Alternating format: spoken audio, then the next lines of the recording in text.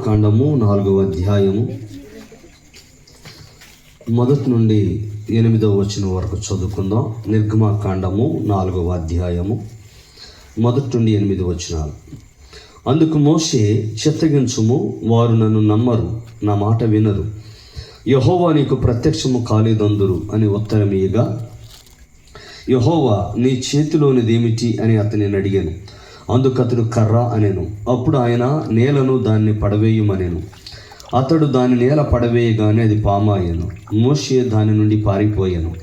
అప్పుడు యెహోవా నీ చెయ్యి చాపి దాని తోక పట్టుకొనుమనగా, అతడు తన చెయ్యి చాపి దాన్ని పట్టుకొనగానే అది అతని చేతిలో కర్ర ఆయెను. ఆయన దాని చేత వారు తమ పితరుల దేవుడని యెహోవా అనగా అబ్రహాము దేవుడు, ఇస్సాకు దేవుడు, యాకోబు దేవుడు నీకు ప్రత్యక్షం ఆయనని నమ్ముదురనేను. మరి యెహోవా నీ చెయ్యి నీ రొమ్మున ఉంచుకొనుమనగా, అతడు తన చెయ్యి రొమ్మున ఉంచుకొని దాని వెలుపలికి తీసినప్పుడు ఆ చెయ్యి కుష్ఠము గలదై హిమం వలె తెల్లగా ఆయను. తరువాత ఆయన నీ చెయ్యి మరలా నీ రొమ్మున ఉంచుకొనుమనగా, అతడు తన చెయ్యి మరలా తన రొమ్మున ఉంచుకొని తన రొమ్ము నుండి వెలుపలికి తీసినప్పుడు అది అతని మిగిలిన శరీరము వలె ఆయను. మరియు ఆయన, వారు నిన్ను నమ్మక మొదటి సూచనను బట్టి వినకపోయిన ఎడల రెండవ దాన్ని బట్టి విందురు. ఆమేన్. చదవబడిన వాక్యమును దేవుడు మన వెనుకళ్ళు విరిచి వడ్డించును గాక. పరిశుద్ధులారా, ఒక చిన్న ప్రార్థన చేసుకుందాం. అత్యంత కృపగలిగిన మా పరలోకపు తండ్రి, మీ మహోన్నతమైన కృపను బట్టి, దయను బట్టి వందనాలయ్యా. ఈ రాత్రి మా ప్రభువా, మీ సన్నిధానములో మేము సమకూర్చబడ్డామంటే ఇది కేవలం మీ కృప నాయన, మీ దయ, మీ జాలి, మీ వాత్సల్య బాహుళ్యమే నాయన. అయ్యా నాయన, మా తండ్రి, మా ప్రభువా యేసయ్యా, ఈ రాత్రి కాలమున మీరే మాతో మాట్లాడండి నాయన. అయ్యా, దాసుడు యజమానుని చేతి తట్టు చూచున్నట్లుగా మేము మీ చేతి తట్టే చూస్తున్నాం ప్రభు. మీ గుప్పిలి విప్పిన ఆయన, అయ్యా నాయన, మా యొక్క హృదయములను తృప్తిపరచమని, అయ్యా మాకు కావలసిన వాక్యాన్ని మాకు దయచేయమని, ఈ రాత్రి మీరే మీ కార్యాన్ని జరిగించుకోమని యేసుక్రీస్తు నామమును అడిగి వేడుకొని పొంది నాము తండ్రి. ఆమేన్. పరిశుద్ధులారా, దయచేసి కూర్చోనండి.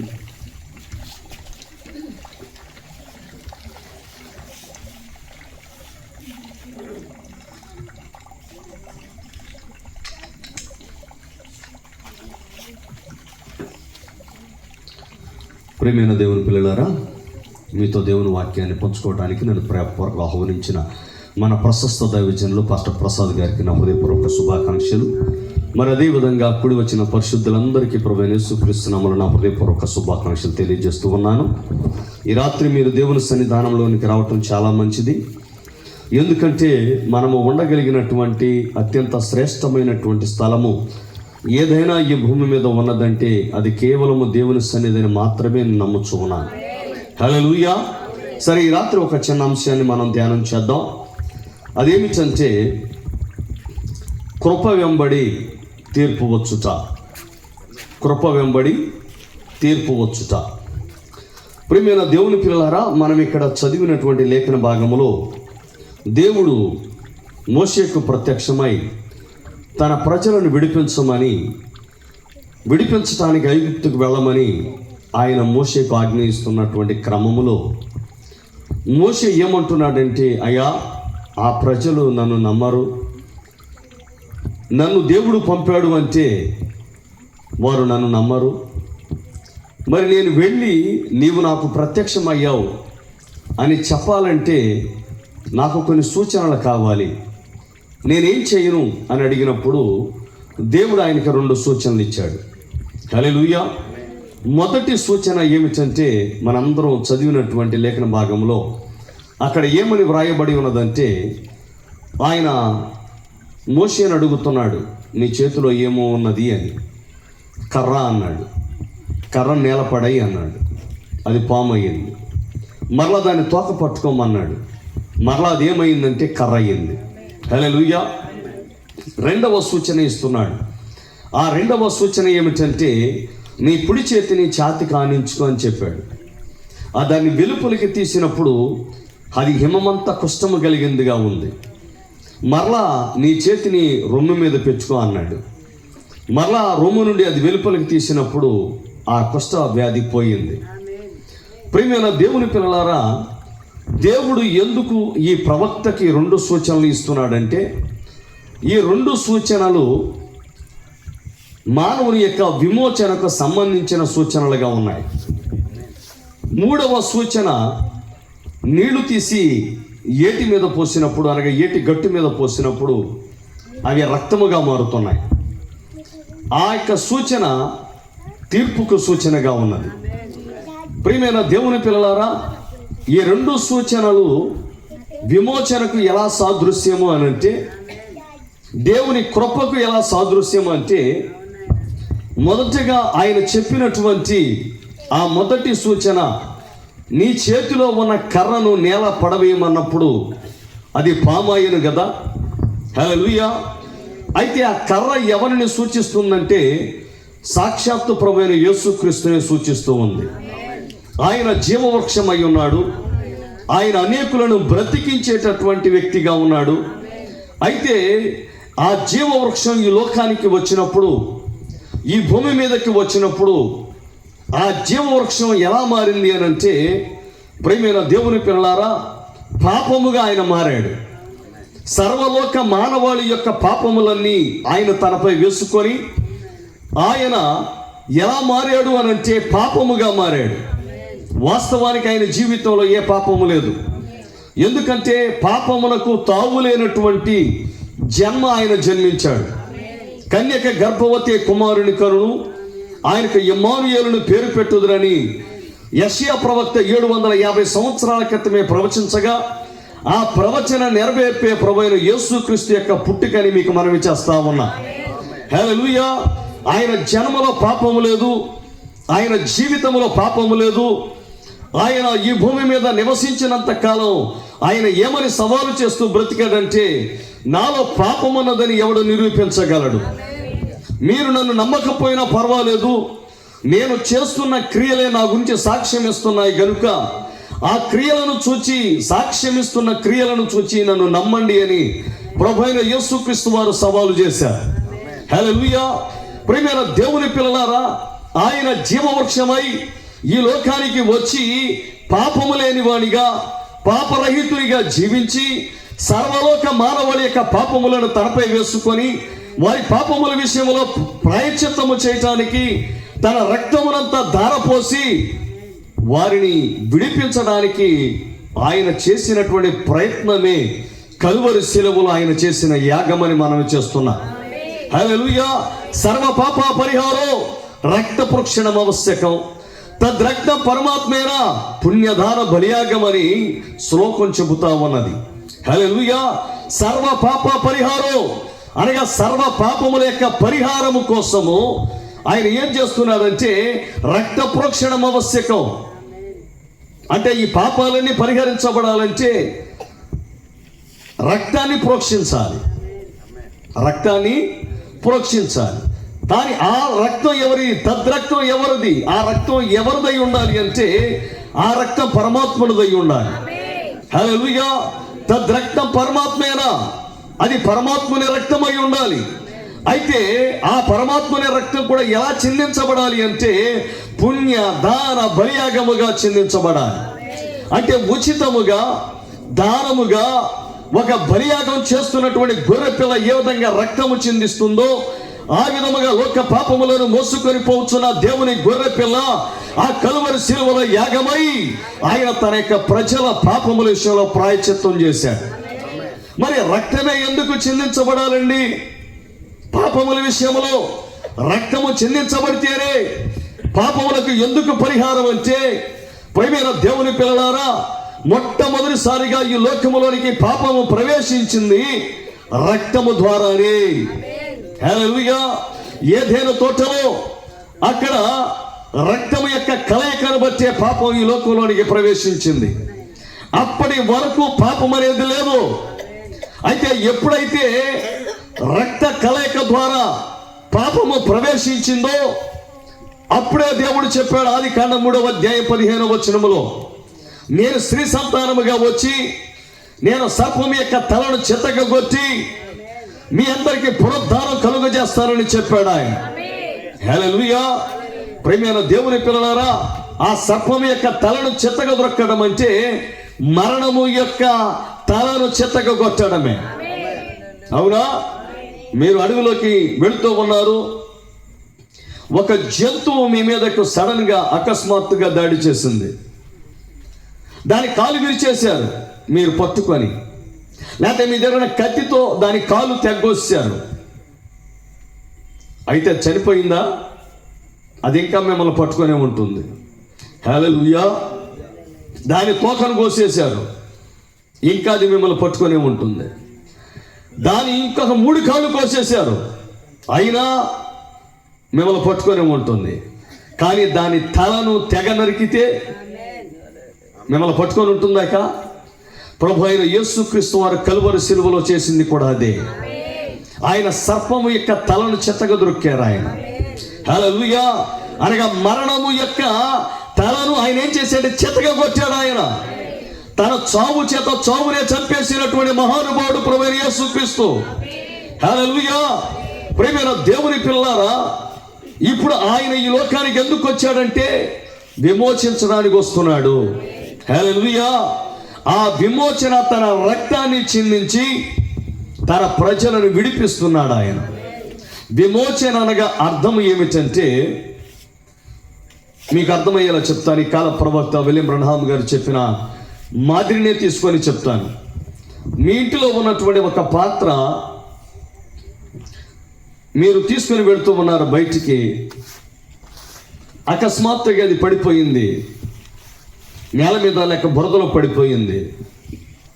అయితే మరలా బురదలోండి దాన్ని తీసి చక్కగా కడిగి దాని యొక్క పూర్వస్థానంలో మీరు ఉంచుతారు దాన్ని. అప్పుడే యజమానురాలుగా మీరు ఎంతగానో సంతోషిస్తారు. హల్లెలూయా. అలాగే దేవుని పిల్లలు తప్పిపోయి ఈ లోకంలోనికి వచ్చి వారి పాపం అనే బురదలో పడిపోయినప్పుడు మరలా వారిని తీసి తన రక్తము చేత కడిగి వారు ఏ స్థలము నుండి వచ్చారో ఆ పరలోక రాజ్య స్థలములలో కూర్చోబెట్టడమే విమోచన. హల్లెలూయా. ఇప్పుడు ఆయన మన పాపములను రక్తము ద్వారా మనకు సంక్రమించినటువంటి పాపములను ఆయన యొక్క కలుషితము లేని రక్తముతో, ఇమ్మానుయేలు రక్తముతో, పాపము లేని రక్తముతో, పరిశుద్ధమైన రక్తముతో, అత్యంత నిష్కళంకమైన రక్తముతో మనల్ని కడిగి పవిత్రపరిచి పరిశుద్ధపరిచి మనము ఏ స్థానమును కోల్పోయామో, ఏ స్థితిని కోల్పోయామో, ఏ హోదాను కోల్పోయామో, ఏ అంతస్తును కోల్పోయామో, ఏ మహిమకరమైన స్థలమును కోల్పోయామో ఆ స్థానమునికి తిరిగి చేర్చడమే విమోచన. హల్లెలూయా. రెండవ సూచన మనం చూస్తా ఉన్నాం. రెండవ సూచన. మొదటి సూచన యొక్క భావం మీకు అర్థమైందని భావిస్తున్నాను. హల్లెలూయా. యేసుక్రీస్తు ప్రభువారు మోషేకి ఇస్తున్నటువంటి సూచనల యొక్క అర్థము ఇదే. రెండవ సూచన ఏమిటంటే, నీ కుడి చేతిని ఛాతికి ఆనించు. వెలుపలికి తీసినప్పుడు అది కుష్ఠరోగం కలిగినదిగా మారుతుంది. దేవుని యొక్క కుడి పార్శ్వమున ఉండేటటువంటి యేసయ్య, సర్వాధికారం కలిగినటువంటి యేసయ్య, ఆయన ఈ లోకానికి వచ్చినప్పుడు కుష్ఠం అనేటటువంటి పాపము చేత మొత్తబడ్డాడు ఆయన. హల్లెలూయా. మరలా ఆయన యాగము చేసి తన రక్తమును తీసుకొని తన ప్రజల పాపముల విషయంలో ప్రాయశ్చిత్తం చేయడానికి మెల్కీసెదెకుగా ఆయన పరలోకానికి వెళ్ళినప్పుడు ఆ పాపం అనే కుష్ఠం మొత్తాన్ని తొలగించాడు ఆయన. హల్లెలూయా. ఈ ప్రభువైన యేసుక్రీస్తు వారు ఈ లోకములో చేయబోయేటటువంటి 2 సూచనలు, ఆయన జీవితంలో జరగబోయేటటువంటి ఆ 2 కార్యములను గూర్చినటువంటి ఆ సూచనలనే దేవుడు మోషేకు ఇచ్చాడు. హల్లెలూయా. ఇప్పుడు ఈ 2 సూచనలు పట్టుకొని మోషే ఎక్కడికి వెళుతున్నాడంటే ఐగుప్తు దేశానికి వెళుతున్నాడు. 400 ఏళ్లుగా బానిసత్వంలో మ్రగ్గిపోతున్నటువంటి ఇశ్రాయేలు ప్రజలను విడిపించడానికి మోషే వెళుతూ ఉన్నాడు. ఒక్క వ్యక్తిగా వెళుతున్నాడు. దేవుడు ఎప్పుడు కూడా సమిష్టి నాయకత్వాన్ని కోరుకోడు. దేవుడు ఎప్పుడు ఒక్క వ్యక్తిని ఎన్నుకొని ఆ వ్యక్తిని పరిశుద్ధపరిచి ఆ వ్యక్తిని ఖాళీ చేసి ఆ వ్యక్తిలోనికి తను తాను కుమ్మరించుకొని ఆ వ్యక్తి ద్వారా దేవుడు అద్భుతాలు చేస్తాడు. ఎందుకంటే సంఘానికి అనేక విధములైన ఆలోచనలు అందడం ఆయనకి ఇష్టం ఉండదు. సంఘానికి ఒక్క వ్యక్తినే ఎన్నుకొని, ఒక్క కాపురునే ఎన్నుకొని ఆ కాపరిలో తను తాను కుమ్మరించుకొని దేవుడే ఆ కాపరికి తన ఆలోచనలను దయచేసి ఆ కాపరి ద్వారానే సంఘాన్ని ఆయన నడిపిస్తాడు. హల్లెలూయా. సంఘానికి బహుళ నాయకత్వం అక్కర్లేదు, సంఘానికి ఒక్క వ్యక్తి నాయకత్వం కావాలి. యేసయ్యకి స్తోత్రం చెబుదామా? శక్తివంతమైన స్తోత్రం చెబుదామా?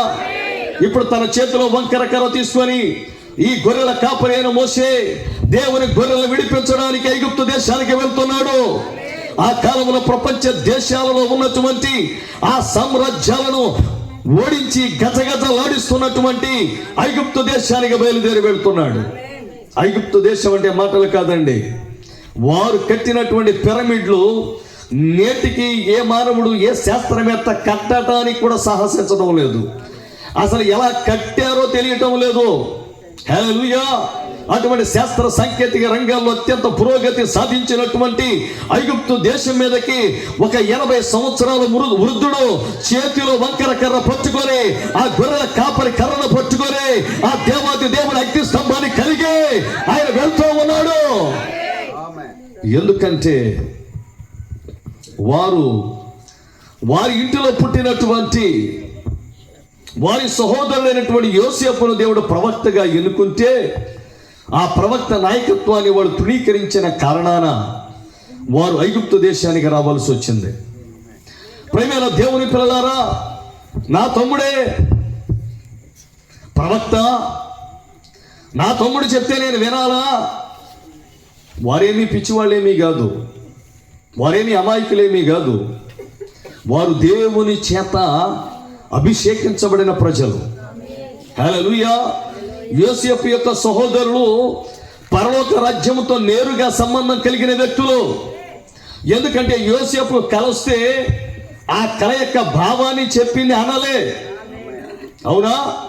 యోసేపు కళ మాత్రమే చెప్పాడు. కానీ యోసేపు అన్నలు వచ్చి అంటున్నారు, ఎరా మేము నీకు సాష్టాంగ పడతామా? ఈ భావం ఎవరు తెలియజేశారు? సాక్షాత్ పరలోకపు దేవుడేగా. కళ ఇచ్చేవాడు ఆయనే, కళ యొక్క అర్థం చెప్పేవాడు ఆయనే కదా. అయితే దేవుడే స్వయముగా వారికి కళ యొక్క భావము చెప్పినా, కళ యొక్క భావం వారికి తెలిసినా తమ్మునికి లోబడలేక, ఆ నాయకత్వాన్ని అంగీకరించలేక, ఆ మార్గదర్శిని అంగీకరించలేక వారు పిచ్చి వాళ్ళ వలె ప్రవర్తించి హల్లెలూయా తమ్ముడిని చంపేయడానికి ప్రయత్నించారు. కారణం ఏంటంటే నాయకత్వాన్ని అంగీకరించలేక. హల్లెలూయా. ప్రియమైన దేవుని పిల్లలారా, తత్ఫలితంగా వీళ్ళు ఎక్కడికి వచ్చారంటే ఐగుప్తు దేశానికి వచ్చారు. అది కథ మనందరికీ తెలిసిన విషయమే. ఆ సమయంలో బహుభయంకరమైన కరువు వచ్చింది. ఐగుప్తు దేశంలో మాత్రమే దేవుడు ఆహారాన్ని పండించేలాగా ఏర్పాట్లు చేశాడు. పండినటువంటి ఆహారాన్ని నిల్వ చేసే బాధ్యతను దేవుడు యోసేపుకి ఫరో ద్వారా అప్పగించాడు. ప్రపంచ దేశాల్లో ఉన్న ప్రజలందరూ కూడా ధాన్యాగారముగా ఉన్నటువంటి, అక్షయ పాత్రగా ఉన్నటువంటి, ఆహారాన్ని పెట్టేటటువంటి స్థలముగా ఉన్నటువంటి, దొరికే స్థలముగా ఉన్నటువంటి ఐగుప్తు దేశానికి ప్రయాణమై వస్తున్నటువంటి క్రమంలో యోసేపు అన్నలు కూడా అక్కడికి వచ్చారు. హల్లెలూయా. కాలక్రమంలో యోసేపు మరణించాడు. అన్నలు మిగిలిపోయారు, వారి యొక్క పిల్లలు మిగిలిపోయారు. వాళ్ళందరూ కూడా విస్తరించడం మొదలు పెట్టారు. యోసేపుని ఎరగనటువంటి కొత్త రాజు ఆ ప్రాంతాన్ని పరిపాలన చేయడం మొదలు పెట్టాడు. వారు శత్రువు సైనికులతో కలిసి మా మీదకి యుద్ధానికి వస్తారేమో అని చెప్పి వారిని భయంకరమైనటువంటి దాస్యంలోనికి, బానిసత్వంలోకి నెట్టేశారు. 400 ఏళ్ళు ఇట్టే గడిచిపోయాయి. 400 ఏళ్ల బానిసత్వం తర్వాత ఇశ్రాయేలు ప్రజలు కేకలు పెట్టడం మొదలు పెట్టారు, కన్నీరు కచ్చడం మొదలు పెట్టారు, భయంకరంగా ప్రార్థించడం మొదలు పెట్టారు. వారి మొరలను విన్నటువంటి దేవుడు ఎవరి దగ్గర దిగొచ్చాడంటే వారి దగ్గర దిగిరాలేదు, కానీ అరణ్యములో హోరేబు పర్వతం మీద ఆ మోషే దగ్గరకు దిగి వచ్చాడు. హల్లెలూయా. ప్రియమైన దేవుని పిల్లలారా, దేవుడు తన ప్రజలను విడిపించడానికి దేవుడు ఎల్లప్పుడూ ప్రవక్తలను ఎన్నుకుంటాడని మనం చేస్తున్నాం. అందుకే హోషేయ గ్రంథములో ఉంటుంది, దేవుడు ప్రవక్త ద్వారా వారిని ఐగుప్తు దేశంలోనే రప్పించను, ప్రవక్త ద్వారా వారిని కాపాడారు. హల్లెలూయా. దేవుడు పనిచేసే విధానమే ప్రవక్తల ద్వారా పనిచేస్తాడు. ఆయన వ్యక్తుల ద్వారా పనిచేస్తాడు, ఆయన మానవుల ద్వారా పనిచేస్తాడు. అయితే ఆ కాలంలో ప్రజలు ఆయన ఒక నరహంతకునిగా భావించారు. కానీ ఆయన చంపింది ఇశ్రాయేలు ప్రజల విమోచన కోసమే, పారిపోయింది తన ప్రాణాన్ని కాపాడుకోవటానికే. హల్లెలూయా. ప్రియమైన దేవుని పిల్లలారా, 40 సంవత్సరాల తర్వాత మోషే అరణ్యవాసం 40 సంవత్సరాలు అయిపోయిన తర్వాత మళ్ళా ఎక్కడికి నడిపిస్తున్నాడు? ఐగుప్తు దేశానికి నడిపిస్తున్నాడు. హల్లెలూయా. ప్రియమైన దేవుని పిల్లలారా, ఆ పొదలోనికి మండుచున్నటువంటి అగ్ని స్తంభంగా దిగి వచ్చిన దేవుడు ఇప్పుడు ఆయన పైకి వెళ్ళిపోలేదు, కానీ అగ్ని స్తంభం ఇప్పుడు మోషేలోనికి వచ్చింది. ఇప్పుడు మోషే చెప్పులు ఎవరు వేసుకుని బయలుదేరుతున్నాడంటే దేవుడే వేసుకుని బయలుదేరుతున్నాడు. హల్లెలూయా. ప్రియమైన దేవుని పిల్లలారా, మోషేను ఎలా మార్చాడంటే ఒక చిన్న సృష్టికర్తగా ఆయన మార్చాడు. ఇప్పుడు ఆయన పలికితే పేరు వస్తా ఉన్నాయి. ఇప్పుడు ఆయన ధూళిని తీసుకొని గాల్లో విసిరితే పేరవుతా ఉన్నాయి. ఆయన పలికితే కప్పలు వస్తా ఉన్నాయి. ఆయన నీళ్లను తీసి ఏటి గట్టి మీద పోస్తే రక్తముగా మారుతూ ఉన్నాయి. అద్భుత కార్యాలన్నీ మానవుడు చేయజాలడు, కానీ కేవలము దేవుడు మాత్రమే చేయగలడు. ఎందుకు ఇన్ని అద్భుతాలు దేవుడు మోషే ద్వారా చేయిస్తున్నాడంటే, హల్లెలూయా, అది దేవుని యొక్క దర్శన కాలమని, దేవుడే వారిని దర్శిస్తున్నాడని, దేవుడే వారిని విడిపించడానికి ప్రయాసపడుతున్నాడని, వారిని ఇశ్రాయేలు దేశానికి నడిపించడానికి, కానాను దేశానికి నడిపించడానికి దేవుడే ఆ ప్రవక్తల ఉండి ఆ దేశాన్ని దర్శించాలని చెప్పడానికే దేవుడు ఈ అద్భుతాలు చేస్తున్నాడు. హల్లెలూయా. ఈ చివరి కాలపు ప్రవక్త విలియం బ్రన్హామ్ గారు ఆయన దక్షిణాఫ్రికా దేశాన్ని దర్శించినప్పుడు, డర్బన్ పట్టణములో ఆయన కూటం పెట్టినప్పుడు, ప్రియమైన దేవుని పిల్లలారా, ఆ కూటములో ఆయన ప్రసంగించడానికి సిద్ధపడుతూ ఉండగా ఓ నింగిరి చీల్చుకుని అగ్ని స్తంభం దిగి వచ్చింది. ఆ దేవుని యొక్క దూత దిగి వచ్చాడు. ఆ ప్రభు దూత ప్రవక్త యొక్క కుడి పక్కన నిలవబడి ఉన్నాడు. అప్పుడు ఆ ప్రభు దూత లేచి ప్రజల మీదకి వెళుతుంటే ఆ ప్రవక్త దర్శనం చూస్తా ఉన్నాడు. హల్లెలూయా. అమ్మా, ఆ ప్రభు దూత ఎక్కడైతే ఒక స్త్రీపై నిలవబడి అక్కడ అగ్ని జ్వాల మడుచు ఉండగా ఆ సహోదరుని గుర్చిన దర్శనాన్ని నేను చూస్తూ, అమ్మా, నీవు ఫలానా దుస్తులు ధరించి ఉన్నావు, నీవు ఫలానా ప్రాంతం నుండి వచ్చావు, నీవు ఫలానా బస్సు దిగావు, ఇదిగో నీవు ఈ కూటానికి వచ్చావు, నీవు ఆర్థరైటిస్ తో బాధపడుతున్నావు, నీ భర్త గుండె జబ్బుతో బాధపడుతున్నాడు, అమ్మ లేచి నిలవబడి పేరుతో సహా చెప్పినప్పుడు, ప్రియమైన దేవుని పిల్లలారా, ప్రభు అయిన యేసుక్రీస్తు నామములో దేవుడు నీకు స్వస్థత కలుగజేయునుగా కలగాలి. ఆ సహోదరి అప్పటికప్పుడే స్వస్థత పొందింది. ఆయన ప్రార్థన చేస్తే, ప్రియమైన దేవుని పిల్లలారా, 30,000 మంది తక్షణమే స్వస్థత పొందారు. వారి చక్రకర్రలు విడిచిపెట్టారు, వారి చక్రాల కుర్చీలు విడిచిపెట్టారు. ఎందుకంటే మోషేను దర్శించిన దేవుడు. హల్లెలూయా. ప్రియమైన దేవుని పిల్లలారా, ఈ కాలపాత్మ సంబంధమైన ఇశ్రాయేలును కూడా దర్శించాడు. 20వ శతాబ్దంలో ఒక ప్రవక్తను పంపించాడు. ఆయన దేవుని చేత పంపబడినటువంటి మానవుడు, దేవుని సన్నిధి నుండి వచ్చినటువంటి వ్యక్తి, దేవుని కుడి చేతుల నక్షత్రం ఈ కాలాన్ని దర్శించాడు. ప్రియమైన దేవుని పిల్లలారా, ప్రవక్త విలియం బ్రన్హామ్ గారు ఆయన హోటల్ గదిలో ఉన్నారు. ప్రభు దూత దిగి వచ్చాడు. నానా, నువ్వు బయటికి వెళ్ళు, సముద్ర తీరానికి వెళ్ళంటే ప్రవక్త అంటున్నాడు, ప్రభువా, అక్కడ వాళ్ళు అర్ధ దిగంబర దుస్తులు ధరించుకొని అర్ధ దిగంబరంగా నడుస్తూ ఉంటారు. నేను వారిని చూడలేనయ్యా, నా వల్ల కాదు. నానా, నేను ఒక పని నిమిత్తం పంపుతున్నా, వెళ్ళు. హల్లెలూయా. ప్రవక్త లేచి వడివడిగా అడుగులేయటం ప్రారంభించాడు. సముద్ర తీరానికి ఆయన వెళ్తున్నాడు. ఆ మూలన ఒక వ్యక్తి, సముద్ర తీరములో ఒక చెట్టు కింద ఒక పిల్లవాడు, ఒక పెద్ద ఆయన కూర్చొని ఏడుస్తున్నాడు. అయ్యా తండ్రి, నా భార్య క్యాన్సర్ వ్యాధితో మరణిస్తుంది, నేను ఆమెకి ప్రమాణం చేసి వచ్చాను, ప్రవక్త కూటానికి వెళుతున్నానమ్మా, ఆయన ప్రార్థించి ఇచ్చేటటువంటి చేతి రుమాలు తీసుకొని వస్తాను, ఆ చేతి రుమాలు నీ మీద వేస్తే ఆ క్యాన్సర్ వ్యాధి స్వస్థత కలుగుతుంది అని ప్రమాణం చేసి వచ్చాను. కానీ ఆ కూటంలోకి వెళ్ళలేకపోయాను. 1000 మంది ప్రజలు గుమికూడి ఉన్నారు. నేను ఇప్పుడు తిరిగి వెళ్ళి నా భార్యకి ఏమని చెప్పేది? అందరినీ వదిలేసి నా కోసం వచ్చింది. జీవితకాలం నన్ను సాకింది, నా కడుపు చూసి అన్నం పెట్టింది, నా బంగారు తల్లికి నేనేమని చెప్పాలని ఏడుస్తున్నాడు ఆయన. హల్లెలూయా.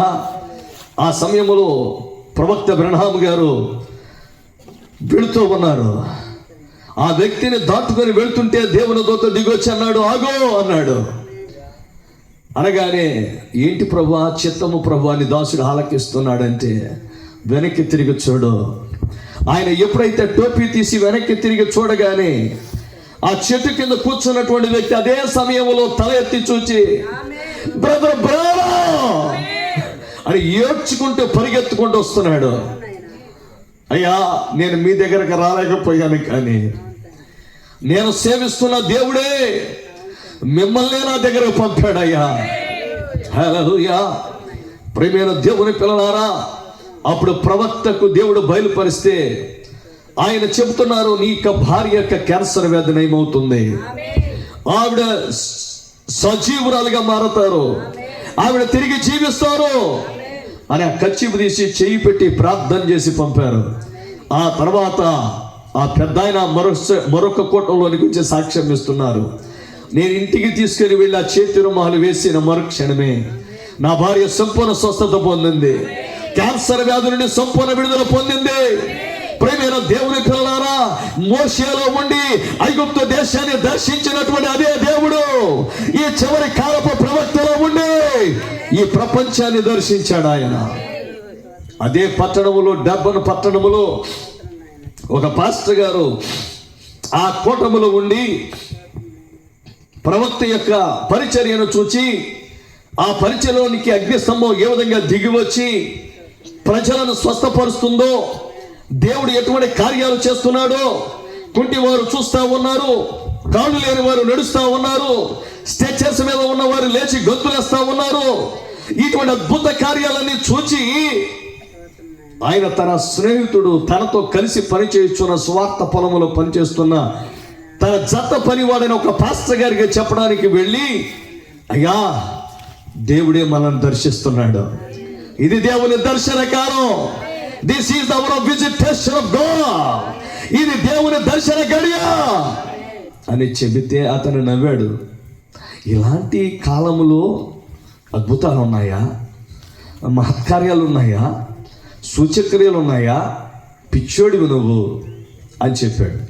సరే, ఆ సహోదరుడు ఎంతో బాధతో నా జత పనివాడు నమ్మటం లేదు అని చెప్పని వెళ్ళిపోతున్నాడు. వెళ్ళిపోతుంటే ఎదురుగా అగ్నిస్తంభం వెరలాడుతూ ఉంది. అగ్నిస్తంభాన్ని చూస్తున్నప్పుడు అగ్నిస్తంభంలో కూడా ప్రభుదూత అడుగు పెట్టాడు. అడుగుపెట్టి వెళ్ళి చెప్పు, ఆ సహోదరుడికి చెప్పు, ఇది దేవుని దర్శన గడి అని, నేనే ఈ ప్రజలను దర్శిస్తున్నానని చెప్పు. హల్లెలూయా. ఎప్పుడైతే ఆ సహోదరుడు వెనక్కి తిరిగాడో వీపు కాల్తా ఉంది. ఏదో చెయ్యి ఆయన యొక్క వీపున తాకినట్టుగా అనిపించింది, కాలిపోయింది. ఆయన వెంటనే చొక్కాయి తీసి చూస్తే ఒక చెయ్యి హస్తం ఆయన చొక్కాని కాల్చేసింది. హల్లెలూయా. ఆయన పరిగెత్తుకుంటూ వచ్చి తన సహోదరుడికి చెప్పాడు. సరే, వాళ్ళిద్దరు కలిసి ప్రవక్తకు చెప్పడానికి వెళుతున్నారు. హోటల్ గదికి వెళ్ళి తలుపు తట్టారు.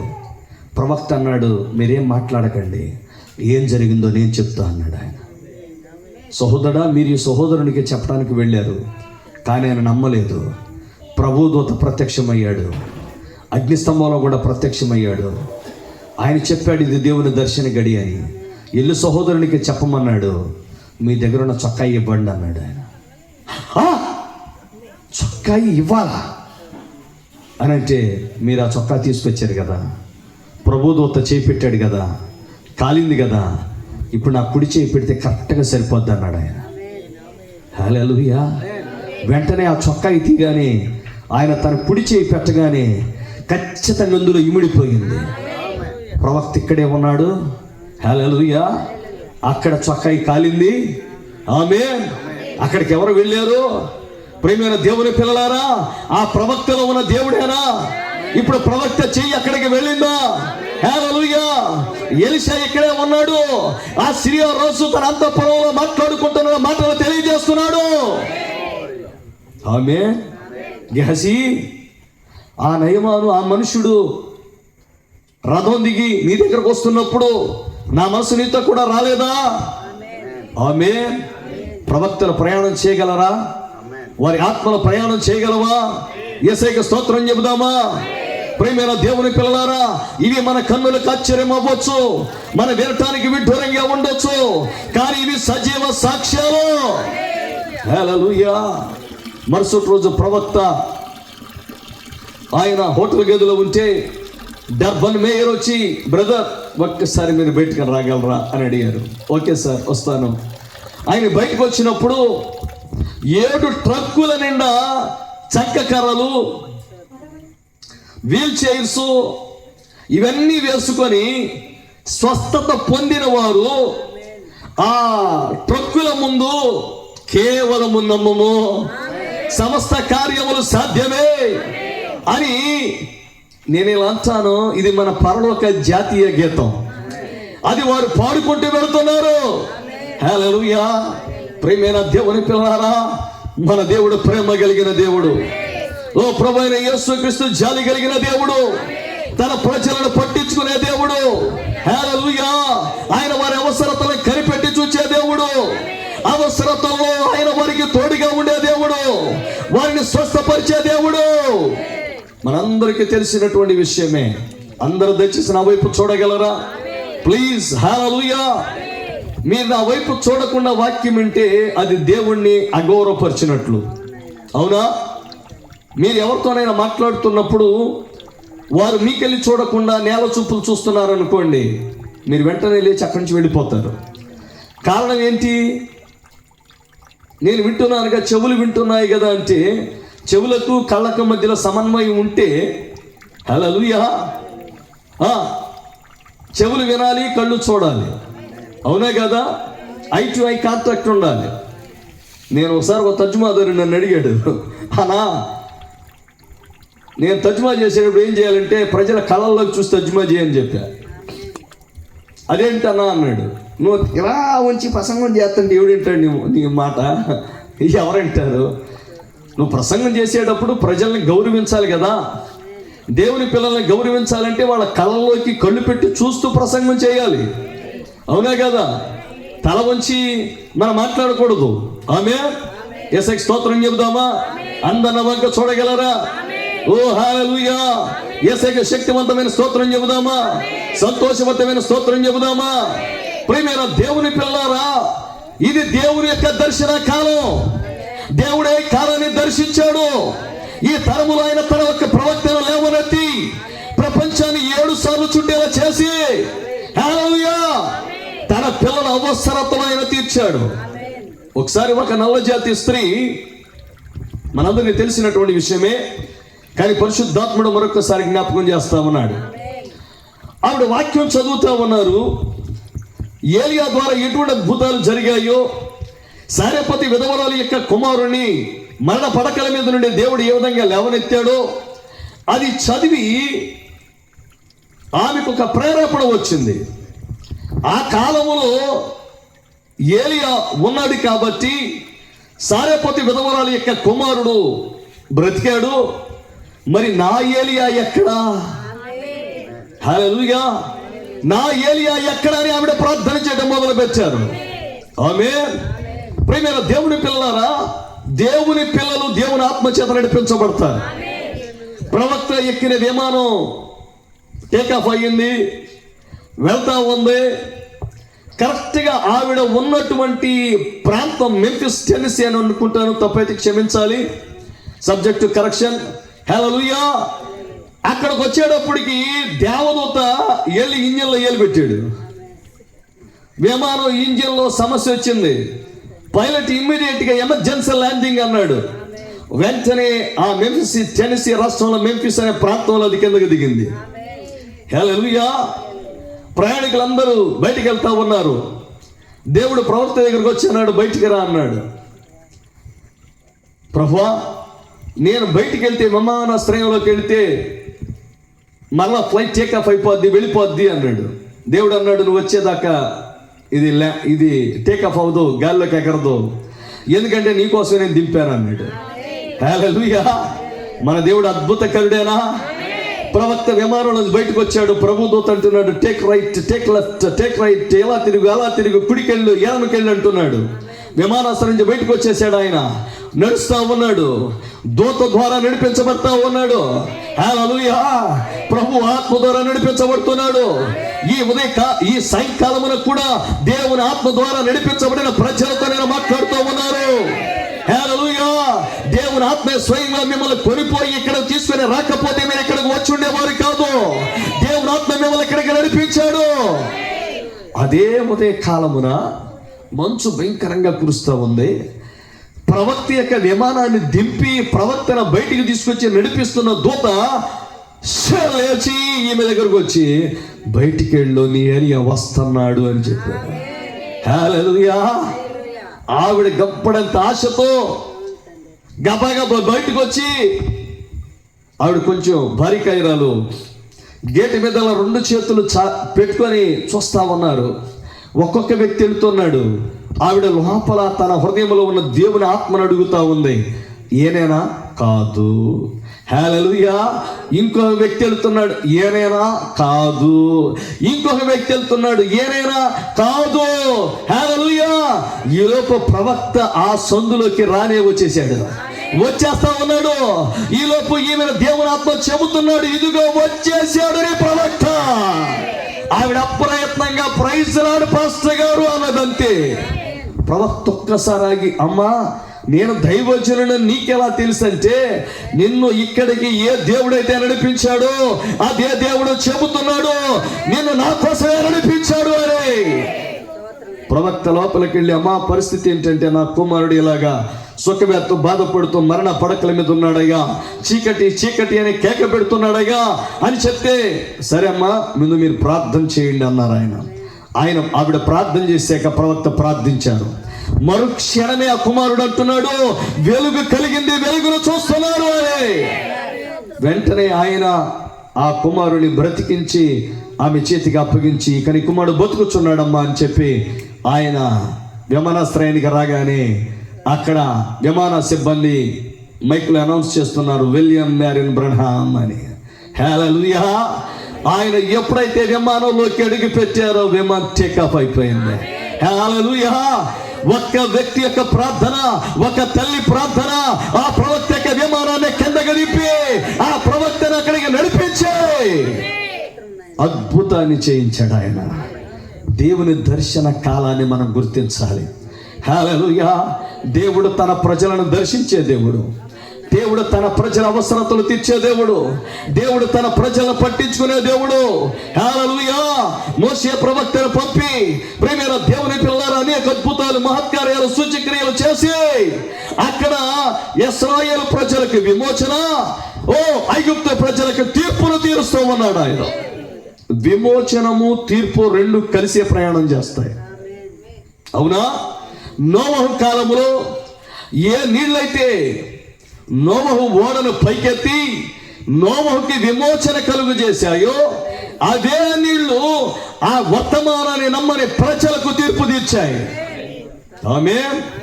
ఈరోజు ప్రియమైన దేవుని పిల్లలారా, ఏ వాక్యమునైతే నీవు విశ్వసిస్తున్నావో, ఏ జీవముగా దేవుని వాక్యాన్ని నువ్వు విశ్వసిస్తున్నావో ఆ వాక్యమే నీకు విమోచన కలుగజేస్తుంది. నీవు ఎక్కడి నుండి వచ్చావో అక్కడికి తిరిగి చేరుస్తుంది ఆ వాక్యమే.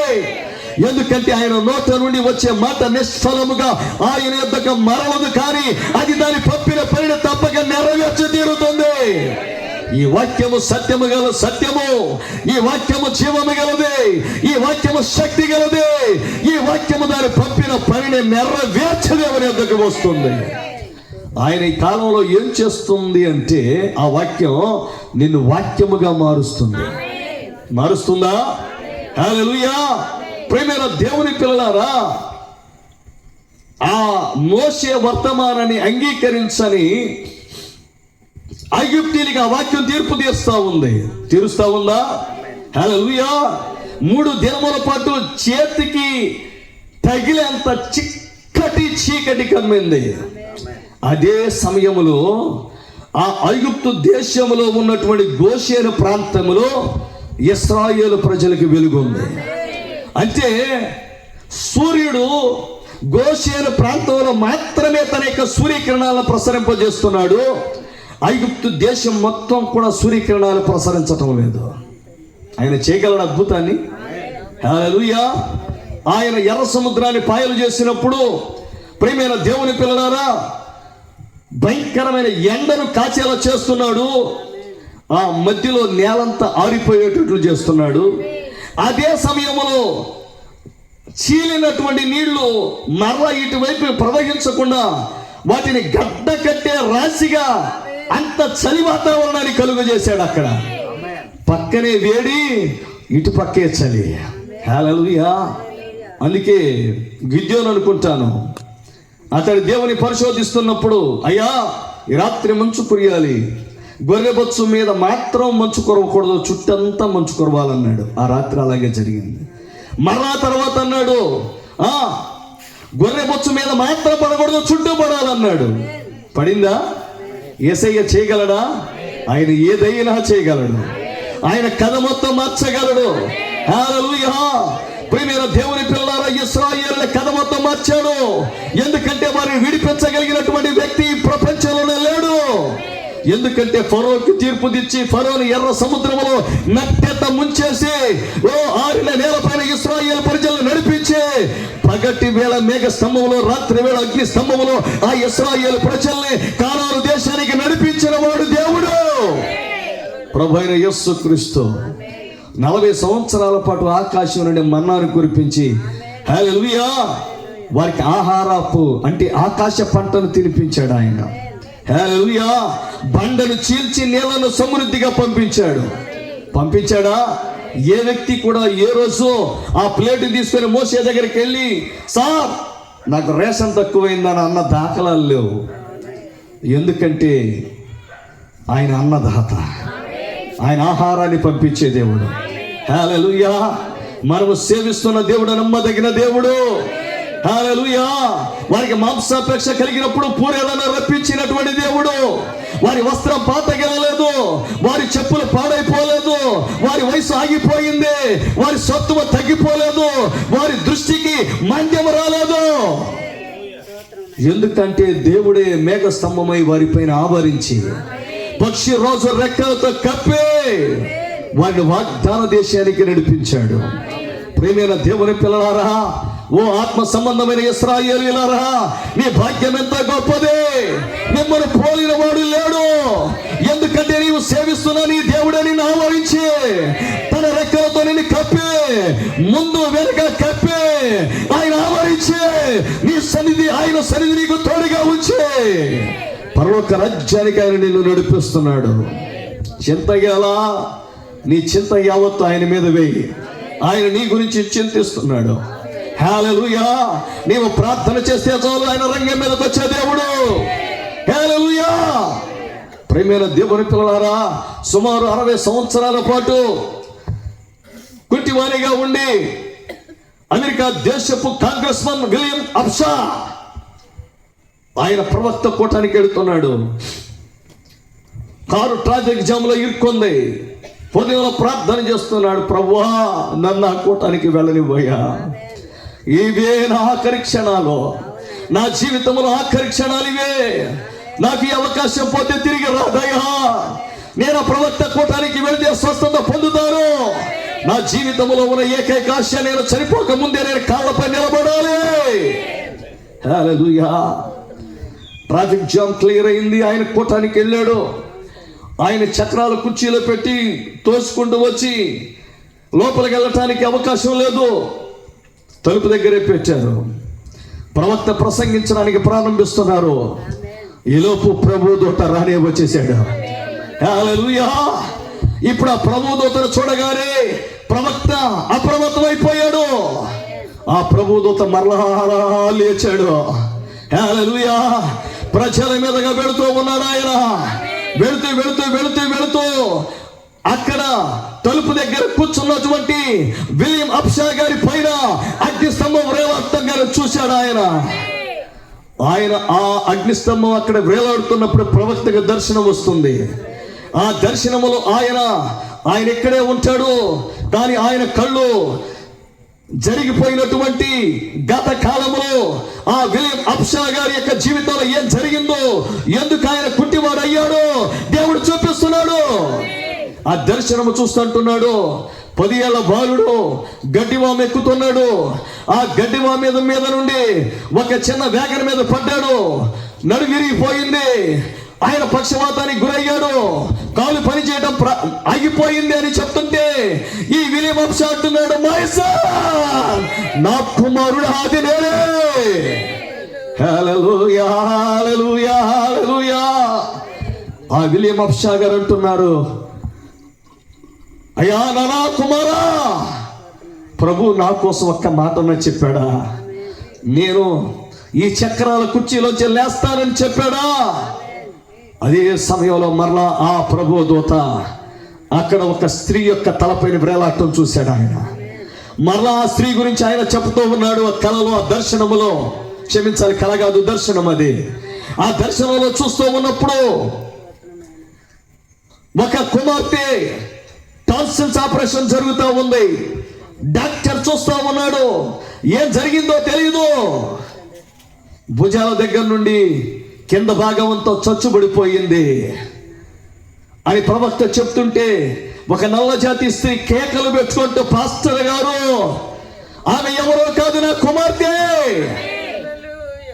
ఇన్ని సంవత్సరాలుగా స్ట్రెచర్ మీద ఉందయ్యా, మరణ పడక మీద ఉంది, నా కుమార్తె తిరిగి లేచిందా అని పరిగెత్తుకుంటూ అక్కడ ఉన్న పరిచారకులు తోసేసుకుంటూ వస్తా ఉంది. ఈలోపు ప్రభుదూత చెప్పాడు, విలియం అబ్షా గారు, thus saith the Lord, ప్రభు ఇలాగ సెలవిస్తున్నాడు, మీరు లేచి నడవండి. హల్లెలూయా.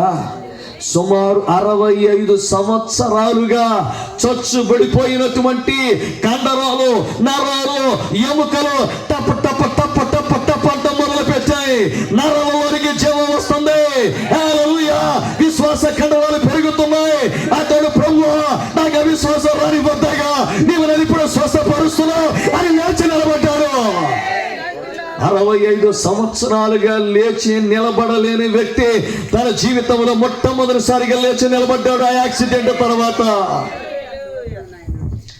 ఎవరు చేయగలరు ఈ పని?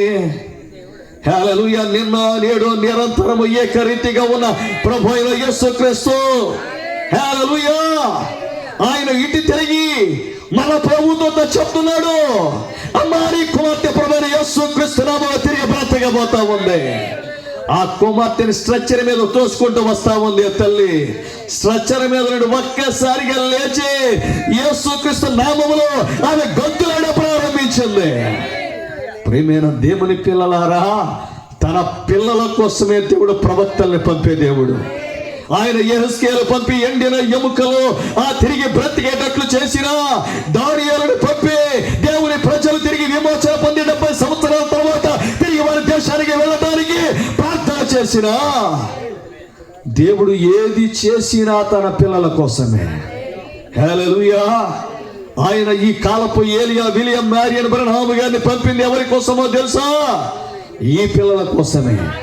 ఇందాక సోదరిమణులు పాడారు కదా, పక్షి రాజుల మేమరే, ఈ పక్షి రాజుల కోసమే. హల్లెలూయా. ప్రియమైన దేవుని పిల్లలారా, ఆయన దర్శిస్తున్న కాలం ఇది. ఆ ప్రవక్త వర్తమానాన్ని మోసుకుని ఈ దైవజనుడి ప్రాంతంలో సేవ చేస్తున్నారు.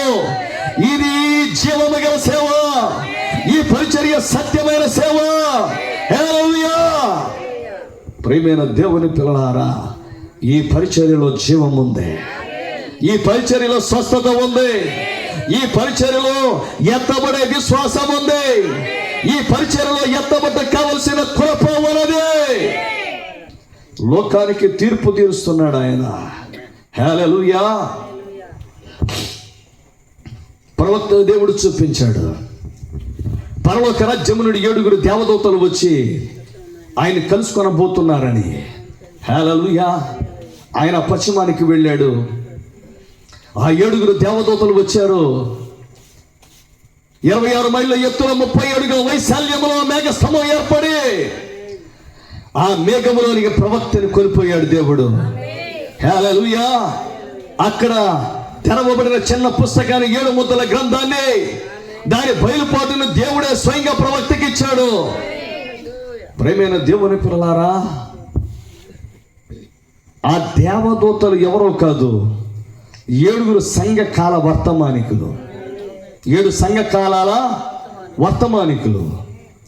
ఆ దేవదూతలు ఎందుకు వచ్చారో తెలుసా? ఈ చివరి కాలపు దూతను కలుసుకోవడానికి వచ్చారు. ఆ 7 సంఘకాలాల వర్తమానం మొత్తం ఈ చివరి కాలపు వర్తమానికుడికి ఇవ్వడానికి వచ్చారు. హల్లెలూయా. దూతలు ఉన్నారు, దూతలు మిమ్మల్ని కలుసుకుంటారు. హల్లెలూయా. మీకంటూ ఒక దూత ఉన్నాడు. ఆ దూతని ప్రక్కనే ఉండి నేను కాపాడుచున్నాడు. హల్లెలూయా. ప్రియమైన దేవుని పిల్లలారా, ప్రవక్త ఎప్పుడైతే ఆ వర్తమానం తీసుకొని వచ్చాడో ఆ వర్తమానం ద్వారా విమోచనం బయలుదేరింది. హల్లెలూయా. ఆ తర్వాత దేవుడు ఆ మేఘ స్తంభాన్ని ఆ పట్టాన్ని కుడివైపుకి తిప్పమన్నాడు. ఆయన తిప్పినప్పుడు అది న్యాయాధిపతి ముఖం. హల్లెలూయా. అంతకుముందు అది విమోచన, వధువుకి విమోచన. ఎప్పుడైతే కుడివైపుకి తిప్పాడో ఆ సుప్రీం జడ్జ్, ఆ సర్వోన్నత న్యాయాధిపతి, ఈ లోకానికి తీర్పు తెచ్చే న్యాయాధిపతి ముఖం అందులో కనపడతా ఉంది. ఆయన తెల్లటి విగ్గును ధరించుకొని ఉన్నాడు. ఆమేన్. అంటే విమోచించే దేవుడు వధువుకి విమోచనకర్త అయితే ఈ లోకానికి ఆయన న్యాయాధిపతి. హల్లెలూయా. ఈ ముద్రలు వధువు కోసమే. అంటే వధువు యొక్క విమోచనను తెలియజేసేవే ముద్రలు. అయితే కుమ్మరించబడబోయే 7 పాత్రలు అవి దేనికి సాదృశ్యం? తీర్పుగా సాదృశ్యం. ఆమేన్. ప్రియమైన దేవుని పిల్లలారా, దేవుడు అందుకే మనకి 7 ముద్రలు బయలుపరిచాడా? హల్లెలూయా. అందులో ఉన్నది ఎవరో కాదు, నీవే. అంటే నీ భర్త గురించి దేవుడు తెలియజేశాడంటే, ఆ విమోచన ప్రణాళిక గురించి తెలియజేశాడంటే, ఆ విమోచన ప్రణాళికలో నీవు భాగమై ఉన్నావు. హల్లెలూయా. దేవుడు ఆది నుండి ఆయన విమోచన జరిగిస్తూ, విమోచన కార్యాన్ని జరిగిస్తూ, అదే సమయంలో తీర్పును కూడా వెలువరిస్తూ వచ్చాడు. ఆ కార్యం ఎక్కడ ప్రారంభమైందంటే ఏదెను తోటలో ప్రారంభమైంది. తన పిల్లల కోసము ఆయన గొర్రె పిల్లను వధింపజేసి దాని రక్తాన్ని చిందించి దాని చర్మాన్ని ఒలిపించి చర్మపు చొక్కాయలను చేయించి వారికి తొడిగించి విమోచన ప్రణాళికను ఆయన ఏ విధంగా నెరవేర్చబోతున్నాడో వారికి వాగ్దాన రూపంలో తెలియజేశాడు. అదే సమయంలో సర్పానికి ఆయన తీర్పు తీర్చాడు, సర్పాన్ని శపించాడు. హల్లెలూయా. హేబేలు యొక్క బలి అర్పణను ఆయన అంగీకరించి హేబేలుని విమోచించాడు. ఏదెను తోటకు తిరిగి వెళ్ళి దేవునితో సహవాసం చేసే ఏకైక మార్గం చిన్నింపబడిన గొర్రె పిల్ల రక్తం కింద మాత్రమే అని హేబేలుకు తెలియజేసి హేబేలు యొక్క అర్పణను అంగీకరించాడు. అదే సమయంలో ఆ బలి అర్పణ విధానాన్ని అంగీకరించినటువంటి కయ్యూనికి తీర్పు తీర్చాడు. ఆయన కయ్యూనికి మృగపు ముద్ర వేశాడు. కయ్యూనును దేవుని సన్నిధిలోని వెళ్ళగొచ్చాడు. హల్లెలూయా.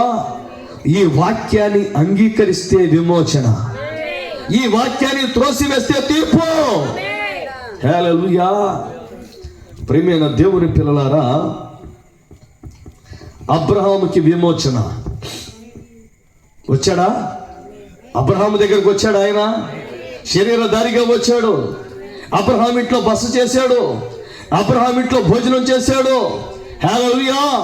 ప్రియమైన దేవుని పిల్లారా, అబ్రహాముని విమోచిస్తున్నాడు. అబ్రహాం యొక్క దేహాన్ని, శారా యొక్క దేహాన్ని మారుస్తానని వాగ్దానం చేశాడు. వారిని యవనస్తులుగా మారుస్తూ ఉన్నాడు. అదే సమయంలో సొదొమ గొమొర్రా పట్టణాలకు తీర్పు తీరుస్తున్నాడు ఆయన. హల్లెలూయా. అగ్ని గంధకాలు కురిపించి సొదొమ గొమొర్రా పట్టణాలు కలిచివేశాడు ఆయన. కారణం ఏమిటంటే సొదొమ గొమొర్రా పట్టణాలలో స్త్రీలకు స్త్రీలు, పురుషులకు పురుషులు పాపం చేస్తా ఉన్నారు. వారి యొక్క సహజ ధర్మాన్ని విడిచిపెట్టి అవాచ్యమైనది చేస్తా ఉన్నారు. అందుకే ఈ కాలపు ప్రవక్త ఏమన్నారంటే, అది సొదొమ సూచన, అది ఈ చివరి కాలపు సూచన. హల్లెలూయా. ఎప్పుడైతే ప్రపంచంలో ఈ స్వలింగ సంపర్కం, స్త్రీలకు స్త్రీలు, పురుషులకి పురుషులు వివాహం చేసుకోవటం ప్రారంభమవుతుందో అప్పుడే ఈ భూమి కాల్చివేయబడబోతుందని ఆయన చెప్పాడు. దానిని ముందుగానే కొన్ని వేల సంవత్సరాల క్రితమే సొదొమ గొమొర్రా పట్టణాల యొక్క మాదిరి చూపించి మనల్ని హెచ్చరించాడు ఆయన. హల్లెలూయా. ప్రియమైన దేవుని పిల్లలారా, మన విమోచన సమీపించింది. ఓ మీ యొక్క తలలు పైకెత్తుకోండి, మీ విమోచన సమీపించింది. గుమ్మములారా మీ తలలు పైకెత్తుకోండి, మహిమ గల రోజు ప్రవేశించినట్లుగా మీ తలలు పైకెత్తుకోండి. మీ విమోచన సమీపించింది. ఎందుకంటే ఈ భూమి త్వరలో కాల్చివేయబడబోతా ఉంది. ఆమేన్. కానీ సొదొమ గొమొర్రా పట్టణాలు కాల్చివేయబడటానికి సిద్ధమవుతుంటే అబ్రహాము యొక్క చిన్న గుడారములోనికి అగ్ని స్తంభం ప్రవేశిస్తా ఉంది. ఆ యొక్క గుడారపు దర్శనం నెరవేరుతా ఉంది. ఆ అగ్ని స్తంభము వారి ఇరువుని కలుసుకొని ఆ నిండు వృద్ధాప్యములో ఉన్న వారి ఇరువుని యవనస్తులుగా మార్చి వారికి వాగ్దాన సంతానమైన ప్రభువైన యేసుక్రీస్తుగా మాదిరి అయినటువంటి ఇస్సాకును కనేటట్లు చేసింది అగ్ని స్తంభం. హల్లెలూయా. ఇప్పుడు ఆ ఇస్సాకును దేవుడు నీకు అనుగ్రహిస్తున్నాడా? వాగ్దాన సంతానాన్ని అనుగ్రహిస్తున్నాడా? ఆ క్రీస్తుని నువ్వు గర్భము దాల్చావా? నీలో క్రీస్తు స్వరూపం ఏర్పడుతుందా? బాల్యపులోనే బలిపీఠం ఎక్కిన వాడు, తండ్రికి సంపూర్ణ విధేయుడు, ఓ పరమ తండ్రి యొక్క చిత్తాన్ని నెరవేర్చడానికి తనను తాను బలిగా అర్పించుకోవడానికి తండ్రి యొక్క చిత్తానికి సంపూర్ణంగా లోబడి బలిపీఠం ఎక్కిన వాడు ఇస్సాకు. మోరియా పర్వతం మీదకి తన యొక్క కట్టెలు, తనని ఏ కట్టెలు అయితే కాల్చబోతున్నాయో ఆ కట్టెలను ఎత్తుకొని వెళ్తా ఉన్నాడు. అబ్రహాము మాత్రం చేతిలో కత్తి పట్టుకొని నిప్పు పట్టుకొని వెళుతున్నాడు. కానీ కట్టెలను మోస్తుంది ఎవరో తెలుసా? ఇస్సాకే. హల్లెలూయా. కొన్ని వేల సంవత్సరాల తర్వాత అదే మోరియా పర్వతాన్ని, కల్వరి కొండను ప్రభువైన యేసుక్రీస్తు, హల్లెలూయా, ఆయన తన సిలువను ఎత్తుకొని లోక ప్రజల పాపముల విషయమై ప్రాయశ్చిత్తం చేయటానికి వెళ్ళాడు ఆయన. ప్రియమైన దేవుని పిల్లలారా, అబ్రహాముకి విమోచన, సొదొమ గొమొర్రాలకి తీర్పు. ఈనాటి అబ్రహాము రాజ్య సంతానమైన మీకు విమోచన. ఈ వర్తమానాన్ని తృణీకరించి ఏదో దేశపు దేవుడులే, ఏ దేశంలోనూ పుట్టిన ప్రవక్తలే అని త్రోసివేసిన వారికి తీర్పు. ప్రియమైన దేవుని పిల్లలారా, ఈ వర్తమానాన్ని తృణీకరించకుండా చూసుకోండి. ఎందుకంటే ఈ వర్తమానం నీ కోసమే వచ్చింది. ఈ పక్షి రాజుల్ని నిత్యత్వంలోకి నడిపించడానికి ఆ 7వ పావురం వచ్చింది. హల్లెలూయా. ప్రియమైన దేవుని పిల్లలారా, ఎరికో కోట గోడలు పెళపెళమంటూ కుప్ప కూలిపోతుంటే, పలుకబడిన వాక్యము ద్వారా కుప్ప కూలిపోతా ఉంటుంటే, ఆ ఎరికో గోడల మీద ఉన్నటువంటి రాహాబుకు మాత్రం విమోచన కలుగుతా ఉంది. హల్లెలూయా. ఆ పట్టణములో ఏకైక స్త్రీ, పంపబడిన వర్తమానికులను చేర్చుకున్న స్త్రీ, వర్తమానాన్ని విశ్వసించిన స్త్రీ, రాజాజ్ఞకి వ్యతిరేకంగా తన ప్రాణం పోయినా పర్వాలేదు, ఈ వర్తమానికుల ప్రాణాలని కాపాడాలని వారి జమ్ము పెట్టెలు జమ్ములో దాచినటువంటి స్త్రీ. హల్లెలూయా. ఆ యెహోషువ వర్తమానాన్ని ప్రియమైన దేవుని పిల్లలారా తన బంధువులకి మొత్తానికి చెప్పి ఎర్రటి దారమును కట్టబడినటువంటి ఆ యొక్క ఇంటిలోనికి తీసుకొని వచ్చిన స్త్రీ. ఈరోజు నీవు ఈ చివరి కాలపు రాహాబు అయితే, హల్లెలూయా, ప్రియమైన దేవుని పిల్లలారా, ఆ రాహాబు వేశ్యావృత్తిలోని విడిపించబడింది. ఈ రాహాబు ఈ మహావేశ్యలో నుండి విడిపించబడింది. ఈ బబులోను వ్యవస్థలో నుండి విడిపించబడింది. అవునా? అవునా? ఈ సంఘ శాఖల వేశ్య వ్యవస్థలో నుండి విడిపించబడింది. ఈవిడ తన సల్మాన్ కలుసుకున్నదా? ఓ సల్మాన్ మొదటి ప్రేమలో, మొదటి చూపులో ఆమెతో ప్రేమలో పడ్డాడా? ఆమె గుర్రం ఎక్కించుకొని తెల్లడి గుర్రం టక్ బెత్లెహేము వైపు పరుగులు తీసింది. బెత్లెహేమును స్థాపించిన వాడు, దేవుని రొట్టెల గృహాన్ని స్థాపించింది ఎవరంటే ఆ రాహాబు, ఈ సల్మానే. ఈరోజు ఈ బెత్లెహేముని దేవుని ప్రజల దేహాలను మార్చుటకు శక్తి కలిగినటువంటి దేవుని వాక్యం అనే రొట్టె దొరికే గృహాన్ని స్థాపించేది ఎవరో తెలుసా? ఈ రహాబే, ఈ సల్మానే. యేసయ్యకి స్తోత్రం చెబుదామా? శక్తివంతమైన స్తోత్రం చెబుదామా? హల్లెలూయా. ప్రియమైన దేవుని పిల్లలారా, దేవుడు తన ప్రజలను దాటిపోయే దేవుడు కాదు. వారి కోసం సమస్తాన్ని చేసి పెట్టే దేవుడు. నీకేది అవసరమైన ఈ రాత్రి అడుగుడి మీకు ఇవ్వబడును అన్నాడు. ఆమె ప్రవక్త అడవిలో ఉన్నాడు, ఆకలేస్తా ఉంది. ఆయన ఒక వేటగాడు. అయితే దేవుడు దిగొచ్చన్నాడు, వారు పెద్ద పెద్ద ఉడతలు వేటాడుకొని తింటారు. ప్రియమైన దేవుని పిల్లలారా, దేవుడు చెప్తున్నాడు, నీకేది కావాలో అది సృష్టించుకో. నీకు ఆకలిస్తుంది కదా, నీ ఆహారం ఉడతల్ని సృష్టించుకో అన్నాడు. హల్లెలూయా. ఆయన ఎప్పుడైతే పలికాడో ఉడతలు సృష్టించబడ్డాయి. వాటిని కాల్చుకొని ఆయన తిన్నాడు. ఆయన వచ్చి హట్టిరెడ్డి సహోదరికి ఆ మాటలు చెప్తుంటే ఆవిడేమన్నారంటే, this is nothing but truth. ఇది సత్యమే కానీ మరొకటి కాదయ్యా. వెంటనే దేవుని ఆత్మ ప్రవక్తని కమ్ముకున్నాడు. హల్లెలూయా. అప్పుడు ప్రవక్త అంటున్నాడు, హట్టిరెడ్డి సహోదరి ఇంటిలో ప్లేట్లు కదలటం ప్రారంభించాయి, చెంచాలు కింద పడిపోతా ఉన్నాయి. ఒక కొద్దిపాటి భూకంపం వచ్చినట్లుగా ఇల్లు కదలాడుతూ ఉంది. కారణం ఏంటంటే దేవుడే ఆ ఇంటిలోనికి ప్రవేశించాడు. అప్పుడు ప్రవక్త అంటున్నాడు, అమ్మా నీకేది కావాలో అది కోరుకో, ఇప్పుడే దేవుడు నీకు దయచేస్తాడు. అనలా, నేను నీకిస్తాను అన్నాడు. నేను నీకిస్తాను అన్నాడు ఆయన. ఎందుకంటే ప్రవక్తలోనికి దేవుడే వచ్చాడని ప్రవక్తకు తెలుసు. నీ యొక్క తల్లిదండ్రులు వృద్ధాప్యంలో ఉన్నారు, వారు యవనస్తులుగా మారాలా? లేక నీ సహోదరి చక్రాల కుర్చీలో ఉన్నది, ఆవిడ స్వస్థత పొందాలా? నీకు $1 మిలియన్ కావాలా? ఇప్పుడే ఇస్తాను. ఏది కావాలో కోరుకో, అడుగుడి మీకు ఇవ్వబడును. హల్లెలూయా. ప్రియమైన దేవుని పిల్లలారా, ఆవిడేమనుకున్నదంటే, నా తల్లిదండ్రులు యవనస్తులైనా మరలా మరణిస్తారు, నా సహోదరి స్వస్థత పొందినా మరలా మరణించాలి. నాకు $1 మిలియన్ వచ్చిన నన్ను పరలోక రాజ్యానికి చేర్చలేవు, కానీ నా కడుపున పుట్టిన నా 2 బిడ్డలు పరలోక రాజ్యంలో ఉండాలి. హల్లెలూయా. అది శాశ్వతమైన జీవం. ఎప్పుడైతే ఆవిడ కోరారో ప్రవక్త వెంటనే ప్రభువైన యేసుక్రీస్తు నామములో ఆ 2 కుమారులు నీకు అనుగ్రహిస్తున్నాను. ఆ బిడ్డలు ఒక చోట చక్కగా సరదాగా నవ్వుకుంటూ తుళ్ళింతలతో కేరింతలతో ఉన్నారు. కానీ ఎప్పుడైతే దేవుని ఆత్మ వారి మీద బహు బలంగా కుమ్మరించబడిందో, వారు కన్నీరు కార్చుకుంటూ ఏడ్చుకుంటూ పరిగెత్తుకుంటూ చాలా అమ్మ ఒళ్ళో పడిపోయి వారు ఏడుస్తూ రక్షణ పొందారు.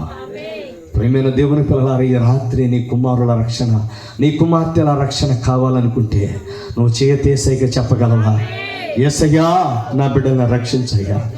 నా కన్నీటి ప్రార్థన ప్రవాహంలో వారు పరలోక రాజ్యానికి రావాలి. యేసయ్యా, నేను పరలోకములో ఉండి వారి నరకంలో చూడటానికి నాకు ఇష్టం లేదు ప్రభువా.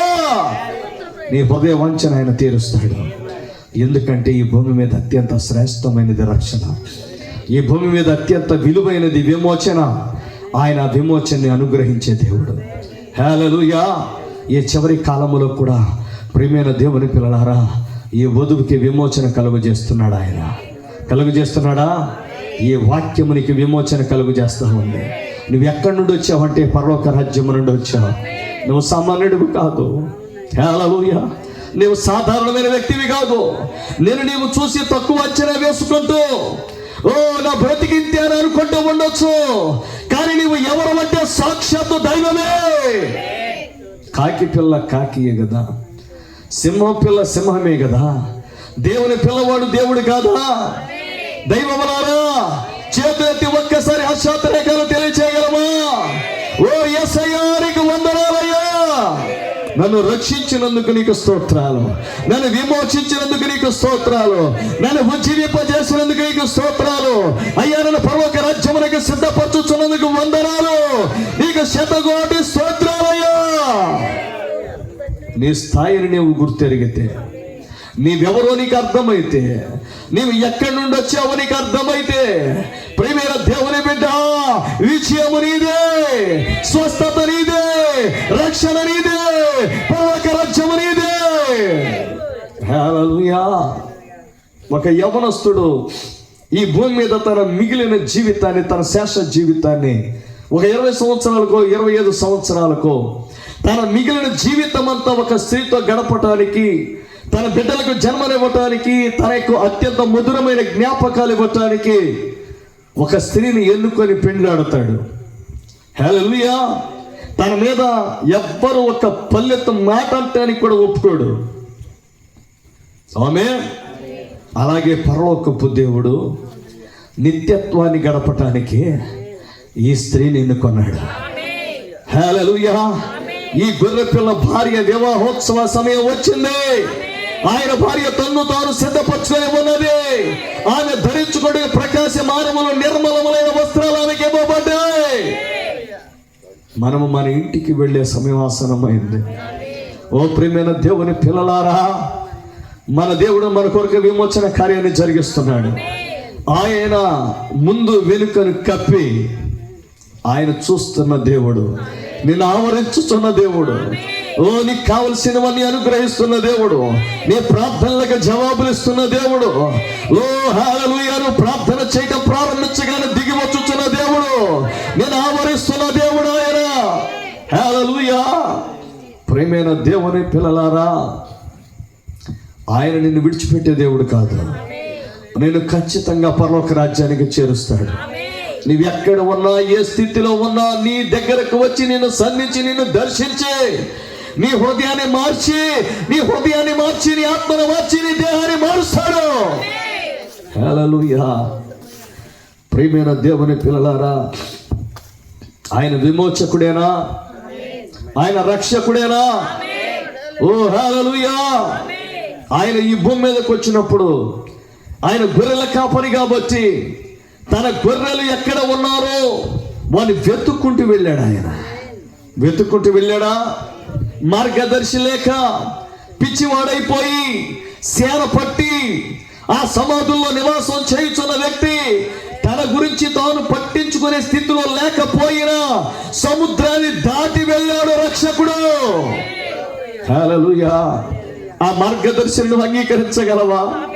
ఆ పరిశుద్ధాత్మనే మార్గదర్శిని అంగీకరించగలవా? నా యేసయ్యా, నా చెయ్యి పట్టుకుని నన్ను నడిపించయ్యా. అయ్యా, నేను నీ చెయ్యి పట్టుకుంటే ఏ కష్టంలో నీ చెయ్యి వదిలేస్తాను, కానీ నా చెయ్యి నీ చేతిలో పెడుతున్నానయ్యా. నిత్యత్వంలోకి నన్ను నడిపించు యేసయ్యా. ఆ ధనిక యవ్వన అధికారి మార్గదర్శి అంగీకరించలేక, ఆ నాయకత్వానికి ఒప్పుకోలేక, హల్లెలూయా, బాల్యము నుండి క్రైస్తవునిగా బ్రతికిన, సండే స్కూల్ పాఠాలు నేర్చిన, ఆజ్ఞాన్ని నెరవేర్చిన, ఆ ఒక్క చిన్న పదవును తీర్చుకోలేక, ఒక అక్కరను పుచ్చుకోలేక, ఒక లోటును పుచ్చుకోలేక నరకానికి వెళ్ళిపోయాడు. ప్రియమైన దేవుని పిల్లలారా, మనలో ఉన్న లోపాలను యథార్థంగా అంగీకరిద్దాం. తన పాపములను ఒప్పుకొని విడిచిపెట్టేవాడు కనికరము పొందును. తన అతిక్రమములకు పరిహారము నొందినవాడు ధన్యుడు. ప్రియమైన దేవుని బిడ్డ, సమరయ స్త్రీ ప్రవక్త అంటున్నాడు, ఆమెకు ప్రేమ దొరకటం లేదు. తన శరీరాన్ని ఎంతో మంది వాడుకుంటున్నారు, కానీ ప్రేమను పంచడం లేదు. వారందరికీ కావలసింది ఆమె తొలివే గాని ఆమె హృదయంలో ఉన్న ప్రేమను పంచుకునేవాడెవడూ లేడంటున్నాడు ప్రవక్త. హల్లెలూయా.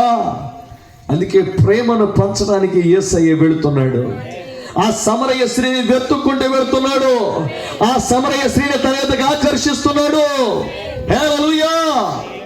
ప్రియమైన దేవుని పిల్లలారా, ఒక్క వ్యక్తి ద్వారా సమరయ పట్టణాన్ని ఊపేశాడు దేవుడు. సమరయ పట్టణాన్ని రక్షించుకున్నాడు ఆయన. సమరయ పట్టణంలోనికి ఆయన అడుగు పెట్టడానికి ఎంచుకున్న వ్యక్తి ఆ సమరయ స్త్రీ. ప్రియమైన దేవుని బిడ్డ, హల్లెలూయా. ఆయనకు వేల మంది అక్కర్లేదు, లక్షల మంది అక్కర్లా. తన బిడ్డ ఎక్కడ ఉన్నా ఒక్క బిడ్డ చాలు. ప్రవక్త కథ చెప్పాడు కదా, ఆ పక్షిరాజు గుడ్డు పోగొట్టుకున్నప్పుడు ఆ సమయానికి అది ఎక్కడో పొదగబడిందని సర్వశక్తుడే ఆ యొక్క పక్షిరాజునే నడిపిస్తున్నాడు. అది ఒక పక్షి, కానీ తన యొక్క దేహంలో నుండి వెలువడినటువంటి ఆ గుడ్డు ఒక బిడ్డగా మారుతుందని, ఆ బిడ్డ ఎక్కడో ఉన్నాడని భావించి ఆ బిడ్డ ఎక్కడ ఉన్నాడో ఆ బిడ్డ దగ్గరకు ఆ పక్షినే దేవుడు నడిపిస్తున్నట్లయితే, హల్లెలూయా, ఈ రోజు ఈ పరిశుద్ధాత్ముడు తన పిల్లలు వెతుకుంటూ రాడు. ఆ బిడ్డ కోడి పిల్లల మధ్యలో ఉంటే తన భార్య ఆకారం, తన శరీర నిర్మాణం ఆహారాన్ని తినడానికి సహకరించట్లా. ఆ పెంట కుప్పల మీద ధాన్యాగారు గింజలని ఏరుకొని తినడానికి ఆ దేహం సహకరించట్లా. ఎందుకంటే ఆ పక్షి రోజు నిర్మాణమే వేరు, దాని నివాస స్థలం వేరు, దాని స్వభావం వేరు. అది పుట్టినప్పటి నుండి రక్తము కారుచున్న మాంసం తింటుంది.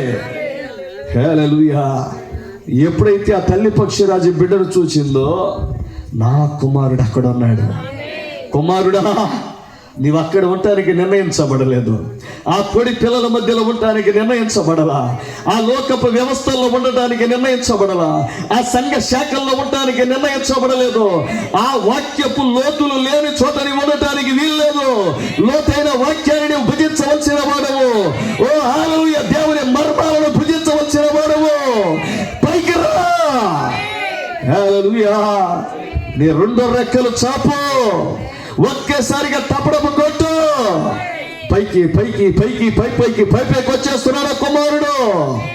అర్థమైపోయింది, నేను భూమి మీద ఉండవలసిన వ్యక్తిని కాదు, నేను భూలోక సంబంధిని కాదు, నేను పరలోక సంబంధి.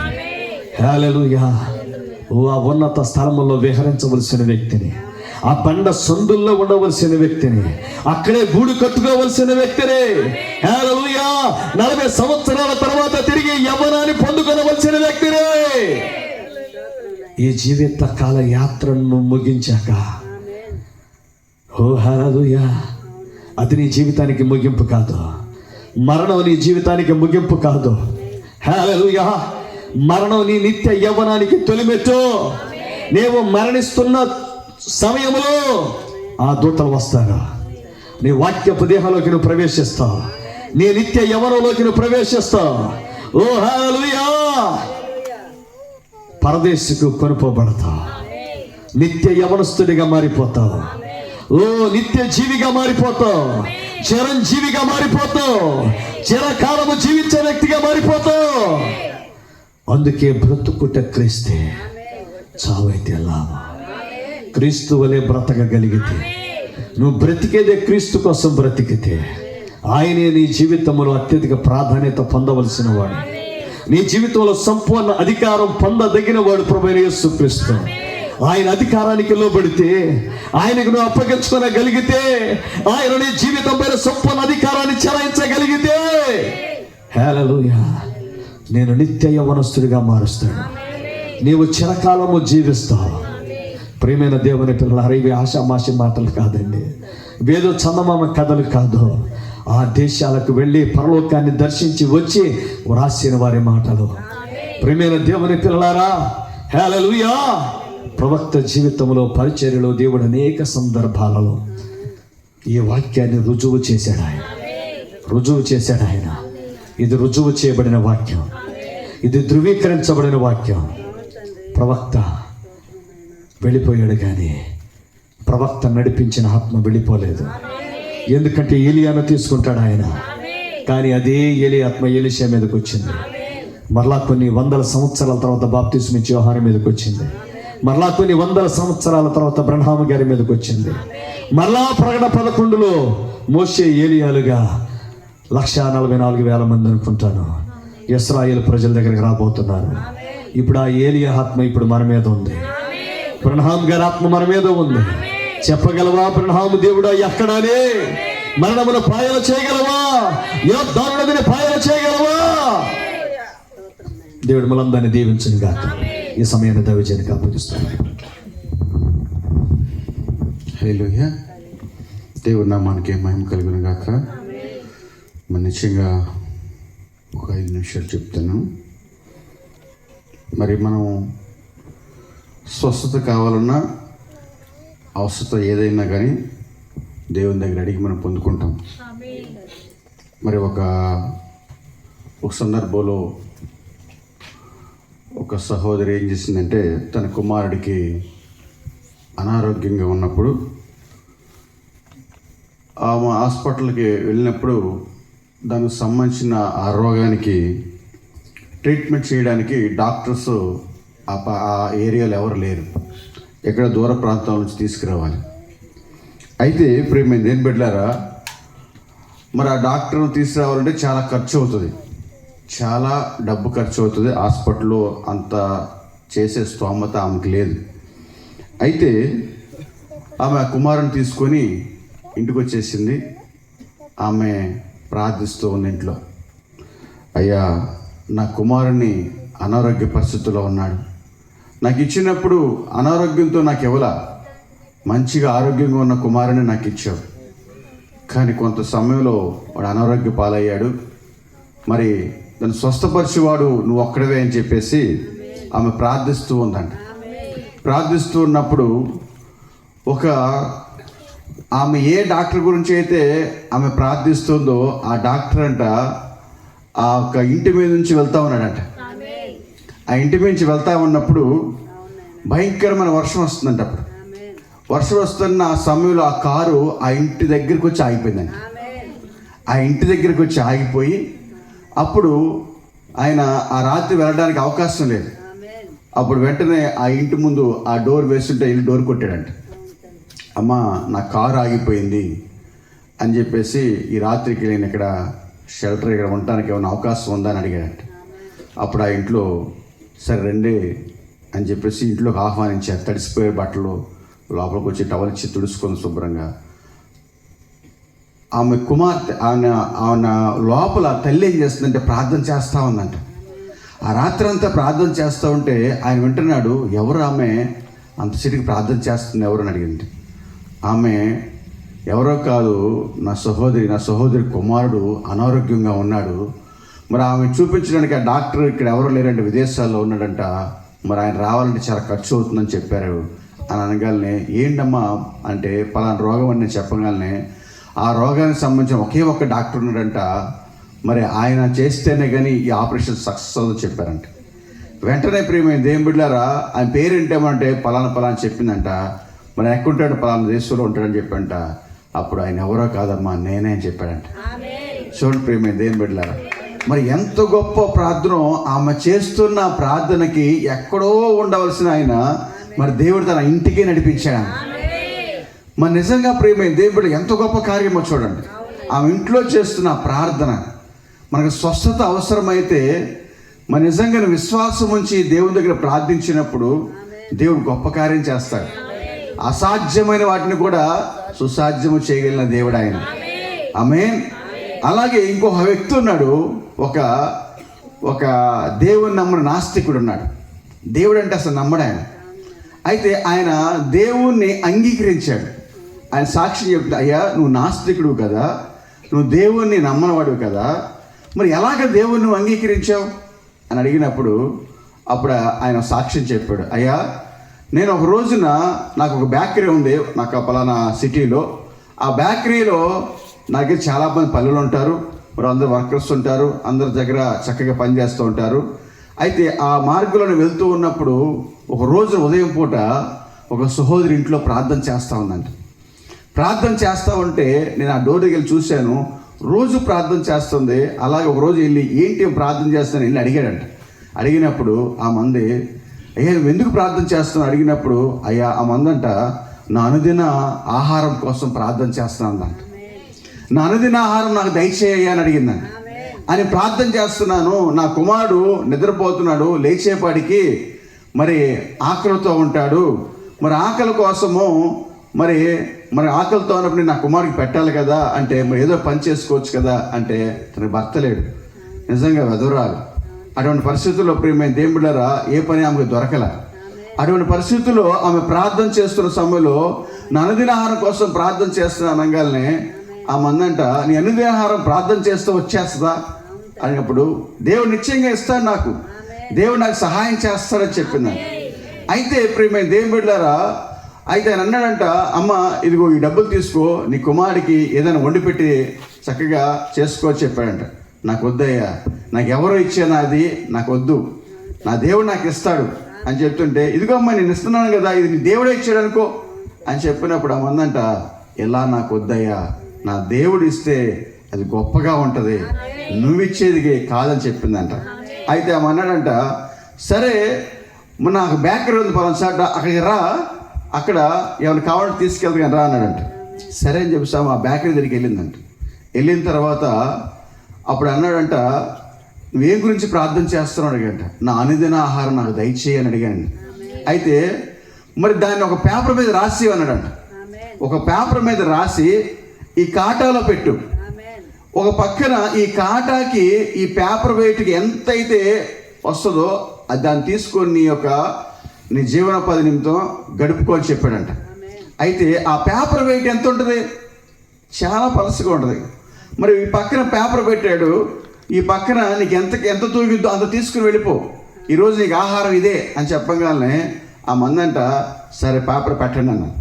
పేపర్ పెట్టిన తర్వాత వాళ్ళు తీసుకొచ్చి ఆ షాపులో ఉన్న బన్స్, బ్రెడ్లు, పిజ్జాలు, బర్గర్లు అన్నీ తీసుకొచ్చి పెడుతున్నా కానీ ఆ పేపర్ పైకి లేవట్లేదంట. చూడండి, ఆమె వేస్తా ఉన్నాడు, నువ్వు పెట్టు అని చెప్పిందంట. ఈరోజు నా విశ్వాసాన్ని నేను పరీక్షించుకుంటాను, కానీ పెట్టి అని చెప్పగలను. ఆ పేపర్ పెట్టిన తర్వాత ఈ యొక్క పెట్టి పెట్టి పెట్టి పెట్టి బరువుకి కాటా తెగిపోయిందంట, కానీ ఆ పేపర్ మాత్రం పైకి లేవలేదంట. చూడండి ప్రేమ దేవుని బిడ్డలారా, ఆమె ఎంత విశ్వాసం ఉన్నదో, దేవుడి మీద ఎంత విశ్వాసముతో ఆమె ప్రార్థన చేస్తుందో ఆ విషయాన్ని ఆ నాస్తికుడు గుర్తిరిగి, కళ్ళ ముందు జరుగుతున్న సన్నివేశాన్ని గుర్తిరిగి అప్పుడు ఆయన అడిగాడంట, అమ్మా ఏ దేవుడమ్మా నువ్వు మాట్లాడేది, ఏ దేవుడికి నువ్వు ప్రార్థన చేస్తున్నావు అని అడిగినప్పుడు, అయ్యా నన్ను విమోచించాడు, నన్ను రక్షించాడు, నా కొరకు ప్రాణం పెట్టాడు అయ్యా, ఆయనకి నేను ప్రార్థన చేస్తున్నా చెప్పినప్పుడు అప్పుడు ఆయన కూడా అంట మారి ఆయన కూడా తన జీవితాన్ని దేవుడికి అంకితం చేశాడంట. నిజం ప్రేమ దేవుని బిడ్డలారా, మనము స్వస్థత కావాలని అడుగుతాం, అవసరతలు కావాలని అడుగుతాం, కానీ ఇవన్నీ కూడా ఏదో ఒక రోజున ఇక్కడ తాత్కాలికం వరకే. కానీ ఈ దేహంలో ఒక పాపం అనేది ఉన్నది. మరి దాన్ని మనం ఎలాగ పోగొట్టుకోగలము? నీకు స్వస్థత వస్తే అడిగితే వస్తుంది, ఆహారం కావాలంటే వస్తుంది, కానీ ఏదో ఒక రోజున ఈ దేహము ఇక్కడ విడిచిపెట్టి వెళ్ళాల్సిందే. నువ్వు ఎంత సంపాదించినా, నువ్వు ఎంతగా నువ్వు కష్టపడినా, ఎంత ప్రోగ చేసినా ఏదో ఒక రోజున ఇక్కడ దాన్ని విడిచిపెట్టి వెళ్ళాల్సిందే. రేపు ఏం జరుగుతుందో నీకు తెలియదు, రేపొద్దున నువ్వు ఎక్కడుంటావో నీకు తెలియదు, రేపు నీ పరిస్థితి ఏమిటో నీకు తెలియదు, రేపు నీ స్థితి ఏమిటో తెలియదు. ఈరోజు మనం ఊపిరితో ఉన్నాం, రేపొద్దున ప్రియమైన దేవుని బిడ్డలారా ఇదే ఊపిరి మనలో ఉంటుందో లేదో తెలియదు, ఏమైపోతావు మనకు తెలియదు. కానీ ప్రియమైన దేవుని బిడ్డలారా, నువ్వు పాపంలో ఉండి చనిపోతే ఎక్కడికి వెళ్తావు? పాపంలోనే జీవిస్తూ, పాపంలోనే ఉంటూ, పాపంలోనే బ్రతుకుతూ నువ్వు చనిపోతే ఎక్కడికి వెళ్తావు? నరకానికి వెళ్తావు. కానీ ఇక్కడ ప్రియమైన దేవుని బిడ్డలారా, దేవుడు దేనికోసం వచ్చాడు? యేసుక్రీస్తు వారంటే ఆయన మన పాపాలను నుంచి విడుదల చేయడానికి వచ్చాడు. ఆయన దేవుని నామానికి మహిమ కలుగును గాక. సిలువలో చేసిన కార్యం అదే. ఏ మానవుడు కూడా మన కోసం ప్రాణం పెట్టల, ఏ మానవుడు మన కోసమో రక్తము కార్చల, సిలువ వేయబడల. కానీ యేసుక్రీస్తు వారి ప్రియమైన దేవుని బిడ్డలారా, మన బంధువులు, మన స్నేహితులు, మన ఆప్తులు, మన అన్నదమ్ములు చేయలేని గొప్ప కార్యాన్ని మన కొరకు చేశాడు ఆయన. కేవలం ఆయన చెప్తుంది ఏంటంటే, నేను చేసిన కార్యాన్ని మీరు నమ్మండి. మీరు పాపంలో చనిపోకుండా బ్రతకాలి అంటే నేను మీకోసం సిలువలో చేసిన కార్యాన్ని నమ్మండి, విశ్వసించండి, మీరు రక్షించబడతారు. నిజం ప్రియమైన దేవుని బిడ్డలారా, రక్షణ లేకుండా పాపులుగా మనం చనిపోయినా నిజంగా మన నరకానికి వెళ్తాం. రక్షించబడి చనిపోతే పరలోకానికి వెళ్తాం. దేవునామానికి మహిమ కలుగును గాక. నిజంగా సహోదరులు, మా దేవు సేవకులు నిలబెట్టుకొని మరి నిజంగా దేవుడు మనకిచ్చిన మరి విలువైన అవకాశాన్ని మనం వినియోగించుకుందాం, సద్వినియోగం చేసుకుందాం. దేవునామానికి మహిమ కలుగును గాక. మనం అందరూ లేచి నిలబడదాం. ఈ సమయం ముందు దేవుడి జనం పాడుకుందాం.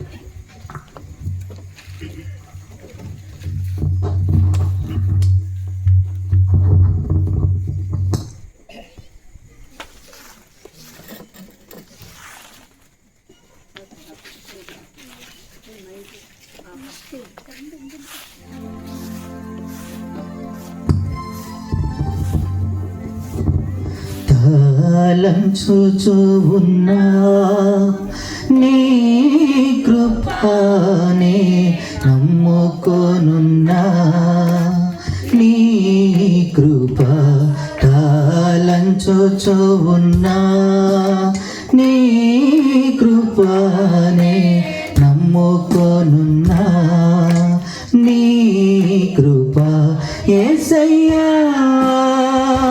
పరిపూర్ణము చేయును నీ కృప యేసయ్యా అవలి గట్టున చేర్చు నీ కృప యేసయ్యా పరిపూర్ణము చేయును నీ కృప యేసయ్యా అవలి గట్టున చేర్చు నీ కృప తాళంచుచు ఉన్నా నీ కృపనే నమ్ముకొనున్నా నీ కృప తాళంచుచు ఉన్నా నీ కృపనే కొనున్నా నీ కృప ఉదయమునా చెట్టు నాకు మంచు కురిసి ఆవరించినట్టుగా నీ కృప ఆవరించి నా నీచుని రక్షించెనే ఉదయమునా చెట్టు నాకు మంచు కురిసి ఆవరించినట్టుగా నీ కృప ఆవరించి నా వంటి నీచుని చించెనే నీ కృప విలువైనది నీ కృప మధురమైనది నీ కృప విలువైనది కృప మధురమైనది కాలంచుచు ఉన్నా నీ కృపనే నమ్ముకొనున్నా నీ కృప కాలంచుచు ఉన్నా నీ కృపనే నమ్ముకొనున్నా నీ కృప పర్వతములో తొలగినను ఎటువంటి మేఘాలు తత్తరిల్లినా నీ కృప శాశ్వతమై భయపడకు అని తొలికినది పర్వతములో తొలగినను ఎటువంటి మేఘాలు తత్తరిల్లినా నీ కృప శాశ్వతమై భయపడకు అని పలికినది నీ కృప ధైర్యమిచ్చేదే నీ కృప నిలబెట్టేదే నీ కృప ధైర్యమిచ్చేదే నీ కృప నిలువబెట్టేదే తాళంచుచు ఉన్నా నీ కృప నే నమ్ముకొనున్నా నీ కృప తాళంచుచు ఉన్నా నీ కృపనే నమ్ముకొనున్నా నీ కృప యేసయ్యా పరిపూర్ణము చేయును నీ కృప యేసయ్యా అవలి గట్టున చేర్చు నీ కృప యేసయ్యా పరిపూర్ణము చేయును నీ కృప యేసయ్యా అవలి గట్టున చేర్చు నీ కృప కాలంచుచు ఉన్నా నీ